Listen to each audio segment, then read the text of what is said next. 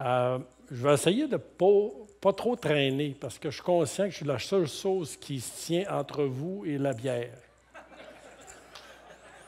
Et le petit lunch, les hamburgers.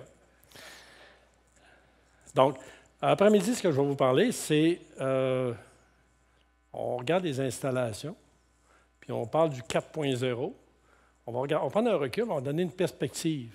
Où c'est qu'on en est rendu par rapport à ça, puis qu'est-ce qu'il faut pour s'y rendre, essentiellement. Vous allez voir des exemples de mines, mais ça s'applique aussi bien aux manufacturiers, dans tous les types d'industries de mes clients. Moi, j'en ai qui sont dans l'alimentaire, dans le transport, etc., mais c'est toujours le même principe.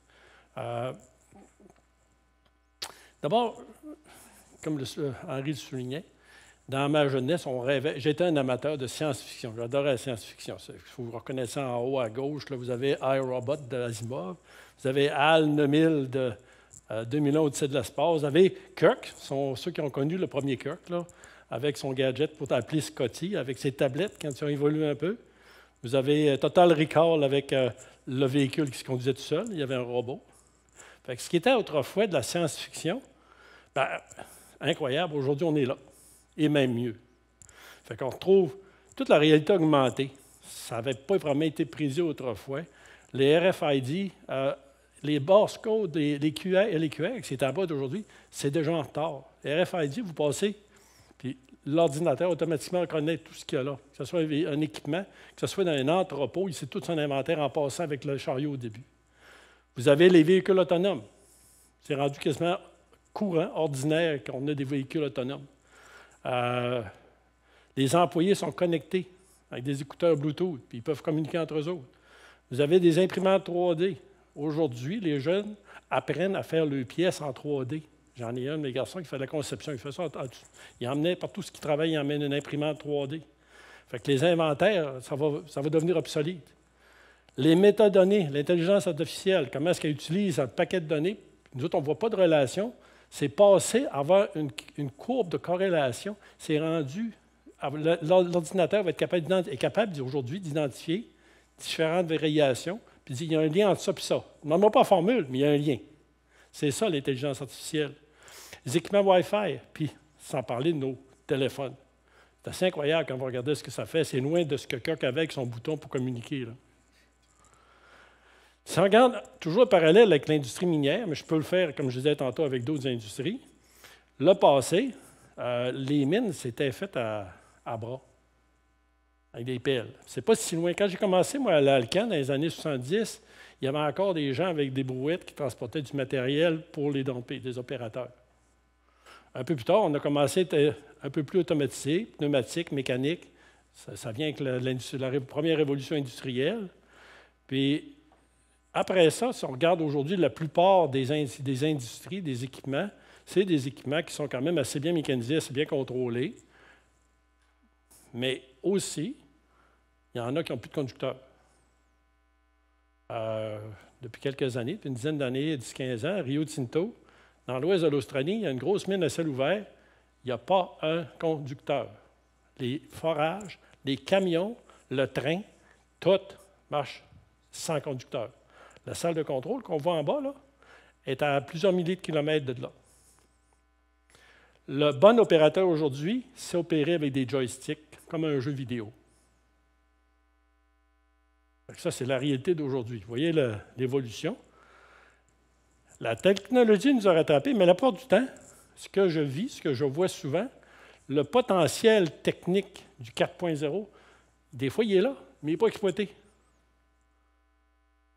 Il y a 3 types d'actifs qu'on identifie. L'humain, tout le monde ici dans la salle, à moins que vous ayez un avis contraire, vous êtes des humains. Les actifs pratiques, le savoir-faire, on parlait tantôt de planification, de maintenance conditionnelle, puis les actifs physiques. C'est ça le physique. Puis à l'intérieur de ça, on essaie de voir comment est-ce qu'on peut tirer la meilleure synergie. Ce qui m'amène à l'évolution technologique. Bon, je n'étais pas complètement à côté avec les téléphones verticales avec un crochet, mais j'étais à l'autre après qu'on avait un bouton qu'on tournait. Ça, c'était ma jeunesse. Mais on évolue, on évolue, on évolue. Il y en a qui vont reconnaître, dépendant de votre génération, quel téléphone vous aviez. Mais aujourd'hui, on n'en a même plus. Quand j'ai déménagé il y a 3 ans, mes jeunes m'ont convaincu, papa, plus de téléphone fixe. Tu veux faire avec ça? Tu as un cellulaire. C'est rendu en norme. Bien, ma première dactylo, c'est celle-là à gauche. Puis j'ai appris un dactylo au secondaire sur un dactylo manuel, comme ça. Puis après ça, il est venu les électriques. Après ça, les premiers ordinateurs au début des années 80. Puis aujourd'hui, vous voyez un peu l'évolution. Quand vous y pensez, c'est pas si long. Je ne suis pas si vieux que ça quand même. Là. C'est pas si long l'écart. Une autre manière de le regarder, c'est l'espérance de vie. Y a-t-il quelqu'un qui sait c'est à peu près quoi l'espérance de vie avant 1900? Pas loin. 40 ans. 40 ans est à la moyenne de l'espérance de vie autour de 1900. Pas croyable. Ça a monté exponentiellement. Aujourd'hui, c'est 80. Puis des centenaires, là, c'était tellement rare quand j'étais jeune là, que la reine mère d'Angleterre a envoyé une lettre personnalisée pour féliciter de s'être rendue jusque-là. Aujourd'hui, on n'en parle même plus. On voit ça dans les journaux, un centenaire, puis un autre centenaire. Il y a des pays qui n'ont même à répétition. Mais on regarde l'évolution de la médecine. La Deuxième Guerre mondiale a emmené toute la partie corrective, les médicaments, la pénicilline, c'était dans ces époques-là. Après ça, on a eu la médecine préventive. Durant la guerre de Vietnam, ils ont découvert qu'ils pouvaient, par exemple, quand tu te casses une jambe, mettre une plaque, la tenir. Puis ils ont commencé à faire du correctif. Aujourd'hui, j'ai eu quelques opérations, là, puis je vais vous dire une affaire, la plupart des grosses opérations au cœur, aux mains, toutes, c'est non intrusif. Ils font une petite coupure, ils vont en dedans, changent une valve au cœur, ils ressortent, puis ils vont sortir après-midi, c'est fait. Avez-vous réalisé, là j'arrive au nano, ADN, nos vaccins Pfizer là, et compagnie, c'était de la technologie d'ADN modifié, de l'ARN modifié. Si on recule de 20-30 ans, on n'avait même pas encore fait le design de l'ADN. On en parlait, là, mais c'était le projet d'avenir. Aujourd'hui, on a des médicaments qui sont faits avec ça. C'est prometteur pour d'autres maladies. La technologie, évidemment, a changé de façon exponentielle l'espérance de vie. Bien, la même chose pour nos équipements. Moi, quand j'ai commencé comme jeune ingénieur dans l'usine, la vibration, on mesurait ça avec un tournevis. Les mécaniciens me montraient ça. On mettait ça sur l'os, on sentait la vibration. Croyez-le ou non. Après ça, sont venus les vélocimètres. Le gros bidule qu'on voit là, ça c'est un vélocimètre. C'est un gros de main. C'est un système masse-ressort. Puis en bougeant, la masse, quand elle vibrait, elle faisait un signal électrique qui était rectifié avec un pont de diode. Puis après ça, ça nous donnait un signal de vibration. Là, il est venu une technologie fantastique qui appelle les cristals piézoélectriques. Wow! Puis là, on avait du signal. Puis là, on continue avec les tablettes qu'on voyait tantôt encore. Puis là, de plus en plus, on va parler d'intelligence artificielle. On a les données à Wi-Fi sur la machine, puis à l'autre bout, ça se lit tout seul. S'il y a des récepteurs, ça s'envoie à l'ordinateur, puis l'intelligence artificielle lit ça. Puis il voit des relations. Fait qu'on est passé, non seulement d'un point de vue équipement, mais d'un point de vue analyse de données, moi, quand j'étais jeune, on analysait avec des limites. À un moment donné, on a regardé des tendances, on anticipait des problèmes. Là, aujourd'hui, le big data, il nous fait encore plus. De la même façon que pour nous autres, les humains, l'espérance de vie des équipements a changé de façon aussi. Je passe là. Robert, je prendrai maintenant le contrôle de la présentation. Nul besoin de poursuivre. Je vous remplacerai tous à court terme. Hey, ça ne marche pas, ça? Par exemple, le système de paye Phoenix ou encore le SAAA Saclic. Je peux déjà imiter ta voix si je le désire. C'est quoi ça? Ou déjà que nous allons prendre le contrôle dans quelques années. Mais je demeure curieux d'entendre ta version du futur. Alors, poursuis. Ben, coudonc. Ben, coudonc.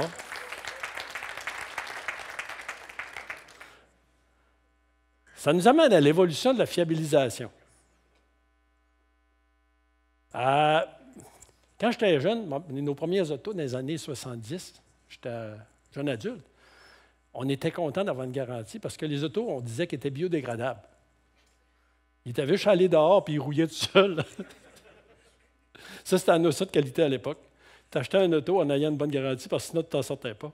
Mais ça évolue avec le temps. Puis si on regarde l'évolution de la fiabilisation, dans les années 50, ça brise, on répare. Dans les années 70, véhicule biodégradable, comme je disais.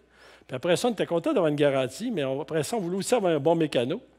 Puis après ça, là, si je vous demandais, la plupart, j'imagine qu'entre chaque inspection, vous attendez-vous à briser? Je pense que tout le monde, maintenant, on s'attend à ne pas briser. On met la clé dans la patente, on veut que ça marche, point. Puis on va l'envoyer faire son inspection, mais on veut qu'entre les deux, ça fonctionne.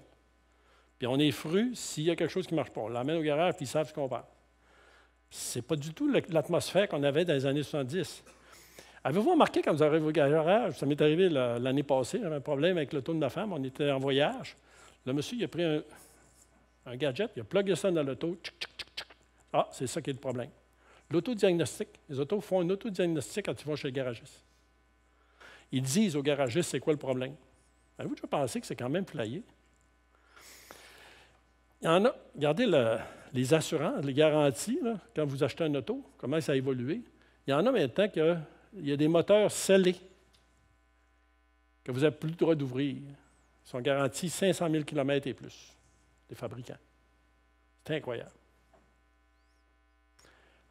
D'un point de vue méthodologie de la fiabilisation, on est passé d'artisans, experts, à équipes techniques, puis tous fait de la fiabilité, mais les techniques ont évolué. À partir des 5 sens, on a travaillé après ça avec les Pareto pour focaliser. Pour ceux qui connaissent un peu les RCM, on a fait des méthodes d'analyse des données avant l'intelligence artificielle, qui s'appelaient des Weibull, qui permettaient de caractériser les différents modes de défaillance. On a rentré le TPM, on a eu le Total Quality. Après ça, on est aujourd'hui dans les big data. Évidemment, ça a eu un impact sur l'espérance de vie des équipements. Ce qui est désastreux, par exemple, de mon point de vue de fiabiliste, c'est que les mêmes approches sont utilisées pour, devinez quoi? Le contraire de ce que je fais, c'est quoi? As-tu une idée folle? Obsolescence programmée, ça exactement. C'est fou. Ce qu'on fait, nous autres, là, on veut augmenter la vie de l'équipement, mais vous pensez qu'on peut utiliser les mêmes techniques et ils sont utilisés pour donner une vie utile qu'on veut avoir. Si on veut l'avoir à 2 ans, les méthodes comme Weibull nous permettent de l'arrêter à 2 ans. Fait qu'on va on va vous vendre une garantie pour aller à 2 ans, puis sachant très bien qu'à 2 ans et 1 jour, ça va sauter. Qui est-ce qui a déjà expérimenté ça? Oh! C'est poche quand on y pense. On pourrait prendre la même méthode, mais la rallonger. L'autre aspect de la question, c'est que, comme je le mentionnais tantôt, avec l'automatisation, la mécanisation, l'automatisation, après ça, l'intelligence artificielle qui vient de plus en plus présente, le nombre, moi j'ai vécu, dans les 45 ans que j'ai vécu qu'il y a de moins en moins d'opérateurs. Mais ce qui reste à peu près constant, puis même augmente un peu plus à cause de l'instrumentation, c'est les gens de maintenance. Quand j'étais jeune, maintenant, c'était un petit groupe, l'opération est un gros groupe. Aujourd'hui, on est dans une usine automatisée, comme je montrais tantôt, là, c'est la maintenance maintenant qui est majeure. On va regarder ça d'une autre façon maintenant. La société aussi a changé. On parle souvent de formation depuis quelque temps. Ça, c'est des statistiques depuis 1990 aller jusqu'à aujourd'hui. Je ne sais pas si vous remarquez ce qui est flat, là. Ça, c'est primaire. Ceux-là qui arrêtent au primaire, ça, c'est ceux-là qui arrêtent au secondaire. Ça, c'est à peu près flat. Les gens qui vont à l'école, là, si on regarde ça, c'est surprenant quand on regarde ça. Ça, c'est cégep, ça, c'est l'université. Surprenant, hein? Les gens sont de plus en plus éduqués. Ce qui fait que dans les industries, de plus en plus, on va voir... Moi, dans mon jeune temps, les opérateurs et les mainteneurs, souvent, ils ne savent même pas lire et écrire. C'était pas rare. Okay? Dans les années 70, c'était pas rare.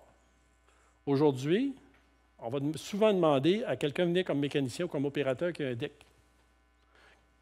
Si ce n'est pas un DEP, c'est pas au moins un DEP, c'est un DEC.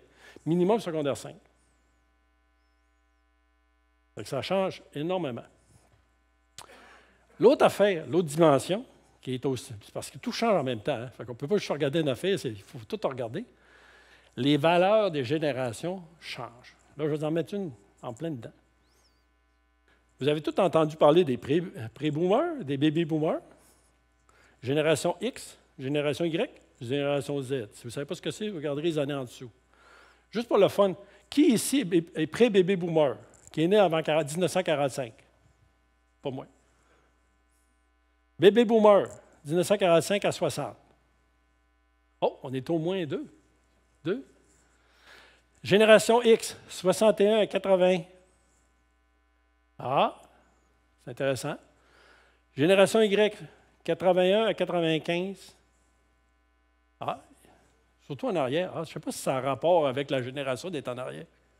Génération Z, née après 95. Ah, il y en a un en arrière. C'est encore plus mon commentaire. Si vous regardez un petit peu les caractéristiques des gens, qu'est-ce que caractérise l'expérience formatrice? OK? Si vous regardez l'attitude envers la carrière qui change, les attentes, le produit distinctif, OK? Regardez, le produit distinctif, ça parle. Automobile. Moi, quand j'étais jeune, on a vu les premières télévisions arriver en noir et blanc.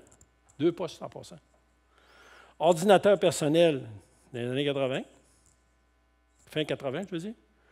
Les tablettes et téléphones intelligents pour les Grecs. Puis les Z, eux autres, Google Glass, impression 3D, tout ça, c'est du normal. Moyen de communication, après P-Boomer, c'était la lettre formelle. Ma génération, téléphone. Les autres, courriels et messages textes. Les autres, après, les messages textes ou médias sociaux, Facebook de ce monde. Puis après ça, les appareils portatifs de communication. Ce que ça dit, quand vous regardez un petit peu la distribution des gens qui avaient élevé la main tantôt quand je l'ai demandé, c'est ça votre force de travail actuelle. C'est un mélange de toutes ces valeurs-là. Bon. On s'entend-tu qu'il y en a qui sont dans la première génération ici, là? Moi, j'ai évolué avec l'informatique, j'ai été chanceux, mais il y en a beaucoup de ma génération, je pense à mes sœurs en particulier, qu'eux autres, là, une tablette, ça les a pris des mois à apprendre à l'ouvrir. Puis il n'y a pas se mêler de perdre 2 mois de poids, puis être capable de le rouvrir. Surtout avec du Apple, tu ne peux pas le resetter, à moins d'avoir ton contrat. C'est pas évident, là, pour eux autres. Mais il y en a des gens de même qui sont dans nos industries encore. Là, on rêve de la haute technologie, là, des intelligences artificielles, et voilà. Quel genre de type d'employé retrouvons-nous aujourd'hui? C'est ça que je viens de dire tantôt. C'est un mix des différentes générations que j'ai parlé tantôt. Puis l'employé type a changé. Donc, les baby boomers, c'était l'expert, la compétence, c'est ça qui comptait. L'éthique de travail. La compagnie, c'est important.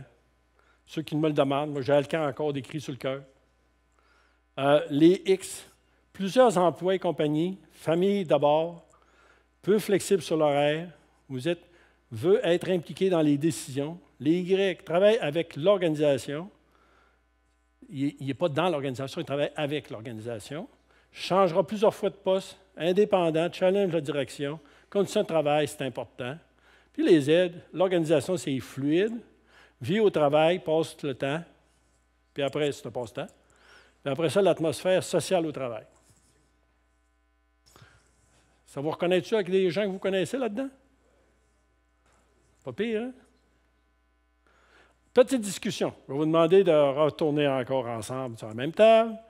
Vous allez choisir, vous allez discuter entre vous autres tout ce que je viens de nommer, technologique, sociétal, humain, etc., la distribution d'employés que vous avez. Comment que ça vous affecte actuellement par rapport à évoluer vers le 4.0?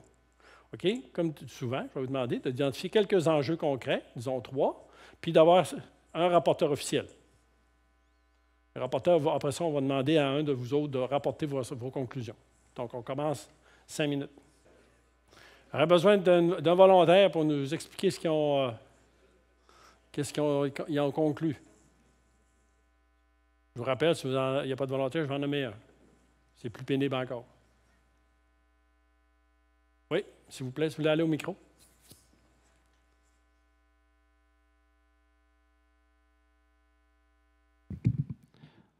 Bonjour. Nous, ce qu'on a noté, puis en fait, c'était bon parce que je pense qu'on a toute la même réalité. Il y a entre les générations, ceux plus jeunes versus ceux plus vieux, pour les gestionnaires, c'est un manque de disponibilité parce que pour les raisons qu'on a vues dans dans les vies familiales passent avant, puis on ne peut pas mettre ça de côté, c'est vraiment la nouvelle réalité. Puis ils veulent décider parfois de leur disponibilité, ce qui crée des irritants par rapport à des plus vieux dans l'entreprise. À l'inverse, il y a des plus jeunes de l'entreprise qui veulent se développer à plus haut niveau, contrairement à des plus vieux dans l'entreprise, qui créent aussi des fois des irritants dans les groupes d'emploi. Ça fait que il y a du plus, il y a du moins qu'on vit dans nos réalités, ce qu'on a constaté. J'aime ça. Reste une minute.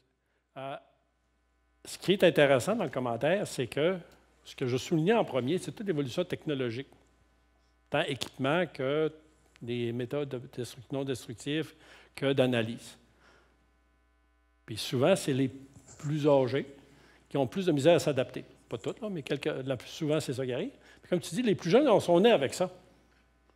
Fait que le défi, souvent, c'est un peu ça que ça ramène, c'est comment est-ce qu'on fait pour emmener tout le monde, ou utiliser au mieux l'équipe pour être capable de vivre avec. Un peu les plus jeunes qui aident aux plus vieux, quelque chose comme ça. Donc, merci beaucoup. Une très bonne remarque. Merci. On va regarder quelques cas ensemble pour essayer de voir concrètement. C'est des cas réels. Okay? Seuls les noms ont été changés pour ne pas vous les reconnaissiez, là, comme dans les comics. Mais ça va, c'est des cas réels. Bon. Mon premier cas, c'est un site, c'est une usine assez grosse, 500-600 employés, qui avait été complètement instrumentalisé mur à mur. En théorie, on avait toutes les mesures qu'on peut imaginer et même d'autres. OK? Problème, ils n'ont pas été capables d'appliquer la norme 4.0. Il y avait toute l'instrumentation pour le faire, mais ils ne le faisaient pas. Il n'y avait pas d'utilisation des données disponibles sur les processus. La maintenance périodique de l'équipement essentiellement programmé et peu d'inspections de fait. Faible respect du calendrier d'inspection et de planification. Absence de normes de fiabilité de l'air. Mauvaise exécution des travaux. C'est un cas réel. On leur a donné tous les instruments qu'on peut, un gros ordinateur, puis niet. Pourquoi ça ne marche pas d'après vous? Y a-t-il quelqu'un qui veut s'essayer?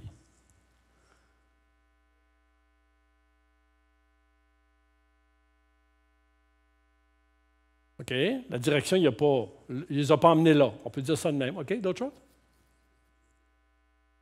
L'usine biodégradable. Il a retenu ça, lui. Un autre.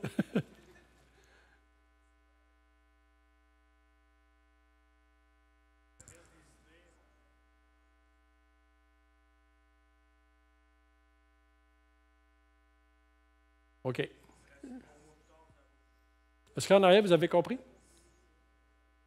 OK. C'est à peu près ça que je vais dire.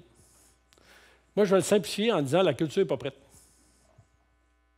Simplement. Ils ne sont pas là. On lui donne des beaux outils, mais ils ne sont pas là. Fait qu'ils restent sur la tablette. Pas de spécialiste de la fiabilité. Je ne l'ai pas nommé tantôt, pour analyser les données. Pas de culture d'utilisation des données pour l'optimisation. Pas de prédiction ni de prévention basée sur l'état conditionnel. Pas de planification ordonnancement pour organiser l'exécution et le suivi. Fait que là, vous avez un super éléphant blanc, super instrumenté, c'est un cas réel, là. Puis à côté, ben, les gens ne s'en servent pas. Qu'est-ce qu'il faut faire dans ce temps-là? On va les emmener là. Est-ce qu'il y en a qui ont déjà vu la courbe qu'il y a là, ici, que je l'ai déjà présentée? Levez la main, juste pour savoir qui l'a déjà vu. OK.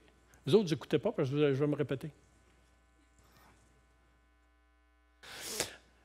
Basé sur mon expérience de plusieurs sites au travers des années, on a défini qu'il y avait 3 niveaux d'évolution de la culture. À partir de la 4e, qui est en fait de ne pas en avoir, c'est le domaine instable. Ça, c'est on joue aux pompiers, on est tout le temps dans les urgences. Un peu hier, mon premier vidéo, là, les poules, c'était ça. Ça, c'est le domaine instable. Domaine stable, qui caractérise, on est en contrôle. On va parler de planification des travaux, on va parler de préventif basé sur le temps ou d'aller voir. Mais niveau maîtrisé, c'est encore plus avancé. Là, on va parler vraiment de maintenance conditionnelle qui chauffe vraiment la planification des travaux. Puis, quand on va parler de fiabilité au stable, on va faire des Pareto pour analyser les principaux modes de défaillance. On va faire des projets de résolution de problèmes pour régler des problèmes récurrents, etc. On a une maintenance conditionnelle de base. Typiquement, par exemple, la vibration va être sur 30 des équipements. Ça serait satisfaisant. Au moins, on en fait. Au niveau maîtrisé, on est plus avancé un peu. Okay? Donc, la fiabilité, là, ça devient toute la maintenance. Les employés ont des tableaux lignes, puis commencent à regarder, si vous voulez, les défectuosités, puis qu'est-ce qu'ils peuvent faire, eux autres, pour éviter que ça brise. Donc, on commence à intégrer de plus en plus de l'équipe. Puis, au niveau plus avancé, optimiser. Puis là, je ne vais pas tout dans les caractéristiques, je vous donne juste des idées un peu ce que c'est. Optimiser, là, c'est toute l'organisation. Des approvisionnements, j'en ai un qui m'a fait le commentaire tantôt. Les approvisionnements, ils n'achèteront pas des pièces commerciales pour sauver de l'argent sur de l'industriel, par exemple. Un autre exemple, l'ingénierie, ils vont faire des projets en considérant la maintenabilité, etc., la standardisation des pièces. Ça, c'est optimiser. En résumé, les personnes de l'organisation doivent être mobilisées en faveur d'une grande fiabilité. Et je parle de mobilisation. Ça veut dire que les gens embarquent. La mobilisation de la maintenance, il faut passer de l'artisan à la science de la fiabilité. Fait que moi, je compare ça à quelqu'un qui apprend à marcher. Un enfant, là, première chose, il faut qu'il apprenne à marcher. Il ne court pas en commençant, il marche, il déambule. C'est ça le premier niveau. Il faut qu'on change notre manière de faire, de voir. Dans la culture, l'affaire, c'est que c'est dans la tête. C'est dans le cœur, c'est dans la tête. Ce n'est pas technique. Fait que ce que ça veut dire, c'est qu'on change de manière de voir. On ne voit plus les choses de la même façon. Okay? Quand on voit les générations X, Y, Z, c'est des cultures qui changent, qui évoluent. C'est une manière de voir différente. Bien, ça, c'est la même chose qu'il faut arriver avec la fiabilisation. Tant qu'on n'a pas changé notre manière de voir, on n'utilisera pas les outils de toute façon. Puis ça prend typiquement, juste pour vous donner une idée, vu que ce n'est pas technique, ce n'est pas une formation qui va régler ça, ça prend, accrochez-vous comme il faut, là, de 2 à 3 ans pour changer d'un niveau à l'autre. Parce qu'il faut que les gens ne voient plus les affaires de la même chose. Moi, je trouve ça amusant, par exemple, avec l'expérience. Quand je regarde une organisation, les gens qui d'un coup changent de niveau d'un ou l'autre, c'est d'un coup ça arrive. C'est rarement graduel. C'est d'habitude d'un coup. D'un coup, il y a là, puis même avec des commentaires, des choses qu'ils comprennent. Tout d'un coup, ils ont compris. Puis le mieux, c'est de le faire en cascade, à partir de la haute direction, en descendant au cadre intermédiaire, les employés, puis après ça, les opérations, etc. Le symbole, la gestion des actifs fait partie de la vision du site dans le domaine stable. La planification, le système et l'ordonnancement sont les systèmes clés. Le comportement, la direction encourage le contrôle, pas les urgences, pas d'être pompier. Un exemple un peu, quelques exemples. Domaine stable. Tout à l'heure, Michel parlait de kitting. On en voit un là. Kitting pour les pièces. Tableau de planification hebdomadaire partagé avec les employés. Si on a des tablettes, c'est encore mieux. Hein? C'est la même chose, mais sur tablette. Donner des travaux qu'ils vont avoir à faire. Je vous laisse lire.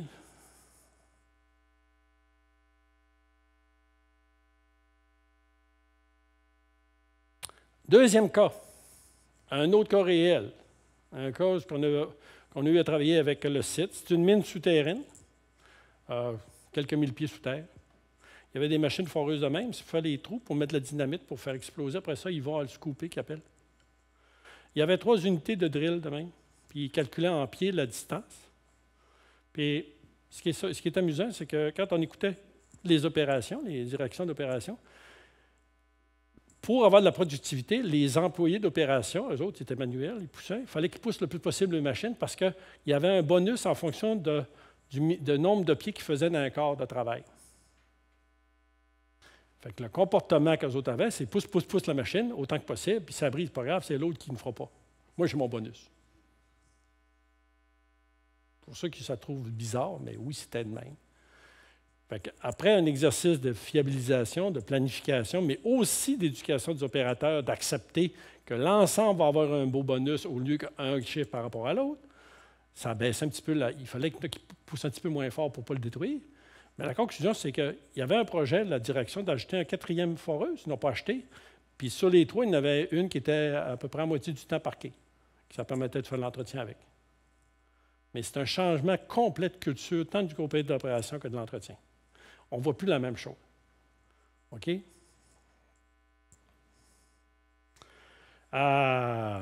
Donc, ça nécessite l'opération, le futur maintenant, on va avoir l'opération à distance, des équipements fiables. Parce que je disais au directeur des opérations, c'était sa vision. Moi, je vais avoir l'opération dans une salle de contrôle à l'extérieur. Oh oui, mais si vous opérez comme vous opérez actuellement, vous ne serez jamais capable. Les beaux équipements flambant neufs, autoguidés que vous allez avoir, ils vont y briser. De toute façon, votre temps arrêté pareil. Là. Fonctionnement régulier de l'équipement. PM et révision périodique. Tantôt, c'est sauté vite. Là. Le PM, c'est pas compliqué. Il y avait une cédule, puis l'équipement était emmené dans le garage souterrain. Il était strippé ouvert. Là, il regardait ce qu'il avait à faire, puis il commandait les pièces. Bien souvent, il n'était pas à côté. Il restait ouvert en attendant. Fait que là, on avait 2 machines. Vous voyez un peu le genre. Il a fallu qu'il rende un cycle de prédictif, d'inspection, planification, puis ça a changé la game. Donc, la maintenance qualifiée, qualité et précision. Donc, on n'est plus juste avec des marteaux, puis des masses, puis des broches à foin. On fait de la précision. Donc, il y avait un changement de culture qui était requis pour l'opération et l'entretien dans ce cas-là. Puis là, j'ai donné les conclusions de tantôt. Mais c'est une bonne préparation pour la vision de l'avenir avec des machines autoguidées, guidées à distance, un peu comme des drones. Là.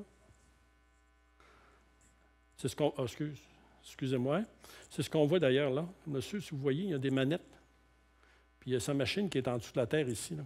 Puis il voit qu'est-ce qui sont les opérations. Donc, ça nous emmène au niveau suivant. Domaine maîtrisé qu'on appelle. Domaine maîtrisé, la fiabilité appartient à la maintenance, mais sa culture doit être partagée par tous. Donc, celle-là, retenez-là. La production égale opération plus maintenance.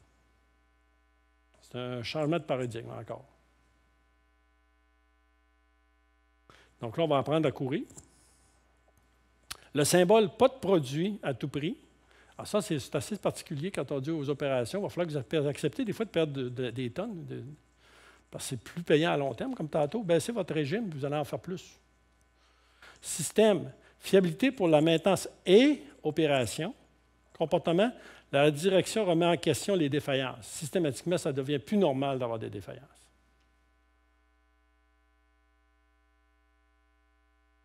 Bon, pour vous donner un peu une idée, on parlait de maintenant de précision. Tantôt, on a eu d'autres exemples avec des tâches.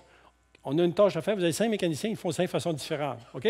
On prend la meilleure, on l'optimise, on la met à un nouveau standard avec photo puis mesure.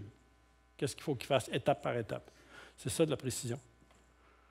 Donc, on va parler d'opérer pour la fiabilité. Je l'ai donné l'exemple avec ma foreuse. Comment l'opérateur opère pour fiabiliser l'équipement dans sa manière d'opérer? Ça peut être n'importe quel équipement.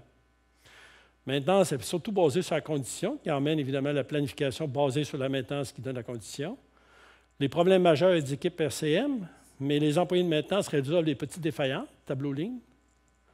Pas ou peu de travailleurs de maintenance sur les quarts. Dans la plupart des organisations que j'étais, j'avais quasiment toujours en arrivant des gens qui travaillaient sur les quarts. Productivité discutable. Mais quand on amenait un certain niveau de fiabilité, j'enlevais les travailleurs sur les quarts d'entretien. Des fois, on en laissait un instrument juste pour les alarmes. Puis ça permettait d'avoir plus de monde à planifier pour le planificateur. La maintenance prédictive va être capable d'extrapoler la condition. On l'a vu un petit peu ce matin. Avec une bonne maintenance prédictive, on est capable d'extrapoler et de rallonger la vie. Oups, excusez-moi. J'ai l'impression que ça a sauté. Hein?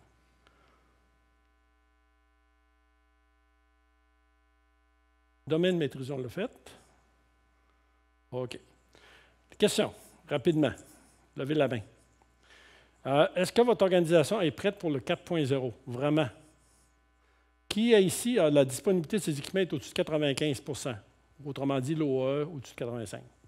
Vraiment? Ah, il y en a là-bas. Première bonne réponse. La maintenance, on l'a vu tantôt avec les collègues du contrôle Laurentide. Le coût par la valeur de remplacement, entre 2 et 3 % pour la maintenance. OK? On couvre plus de 90 % des équipements rotatifs en maintenance conditionnelle, puis tout ce qui est électrique avec les thermovisions. Mais, pas beaucoup. La maintenance prédictive et prévisionnelle génère plus de 90 % du travail correctif. Ah, il y en a là-bas. C'est excellent.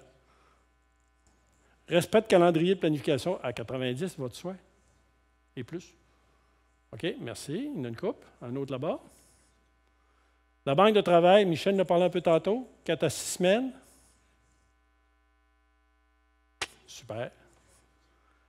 Taux de rotation d'inventaire supérieur à 3. Ce n'est pas 3 c'est 3. OK. Puis rupture de stock moins de 1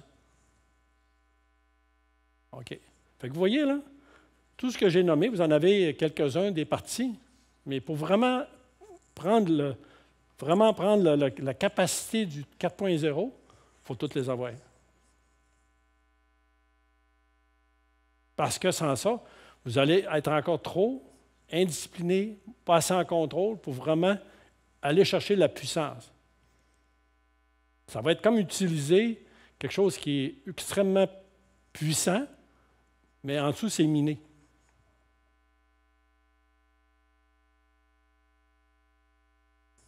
Après ça, on est rendu avec un procédé capable, qu'on appelle. Pour ceux qui sont familiers avec la réduction de variations en procédé, on enlève les variations, on stabilise, on est capable, là, on pousse. C'est là qu'on va chercher les gains supplémentaires. Là, on tombe dans le domaine optimisé. La fiabilité est prise en compte à chaque étape de la cycle de vie de l'équipement. Pour ceux qui connaissent un peu le Life Cycle Cost. Donc, à chaque cycle de vie, on tient compte de la fiabilité. La conception, achat, installation, exploitation, maintenance. Symbole, le record est établi et l'avenir du site est prometteur. Life Cycle Cost, je viens d'en parler. Puis, le comportement de la direction favorise la fiabilité pour tous. J'ai déjà eu des sites où je me promenais puis j'avais des gens de RH qui m'accrochaient pour me dire comment que ça allait bien avec la fiabilité parce que les autres suivaient ça. Donc, le commentaire, je disais, j'espère que vous engagez des mécaniciens, des gens de métier et des ingénieurs et de toutes des opérations, des gens d'opération qui vont avoir l'idée de supporter la fiabilité parce que ça commence souvent là. C'est plus facile quand on y rentre. Donc, qu'est-ce qu'on reconnaît quand on le voit au 4.0, l'optimiser? Fiabilité fait partie de toutes les activités, je l'ai dit. Confiance, sollicitude et attention sincère. La différence là, entre le blablabla du matin puis des sites que j'ai connus qui étaient de même, on parlait par exemple, pour vous donner une idée, la sécurité, c'est en année sans accident. Puis on se promène, le moral, les gens ont de beaux sourires, sont relax. C'est complètement différent comme moral. Culture et signalement ouvert et non jugemental. Donc, si quelqu'un voit quelque chose qui est anormal, il va le souligner. Fierté de l'organisation, croyances et rituels pour soutenir l'amélioration. Tout le monde est engagé. Puis là, c'est le temps pour le TPM. Là, c'est le temps d'impliquer plus ces opérations à faire des tâches on va les éduquer à faire des tâches que la maintenance ferait. Exemple, on peut augmenter la durée de vie des équipements. Un exemple, c'est les hydrocarbures. Gestion d'hydrocarbures. C'est comme le cholestérol, les hydrocarbures. Hein? On l'a, mais on ne sait pas, mais ça encrasse en même temps. Une variation de 10 ppm de contamination, regardez la photo à gauche, c'est 3 fois de variation de la durée de la vie. Pour vous donner une idée, un standard que j'avais quand j'étais directeur corporatif RTA, c'est que l'huile qui rentrait du manufacturier, du fournisseur, dans l'usine devait être filtrée. On n'avait pas confiance à la qualité d'huile qu'on recevait. Ça vous donne une idée, le standard, comment il peut être monté. Zéro contamination, zéro erreur, efficacité, axé sur la condition. J'avoue que tu m'as convaincu avant d'exécuter mon plan. Je vais attendre que vous ayez la chance d'optimiser mon potentiel. Merci beaucoup.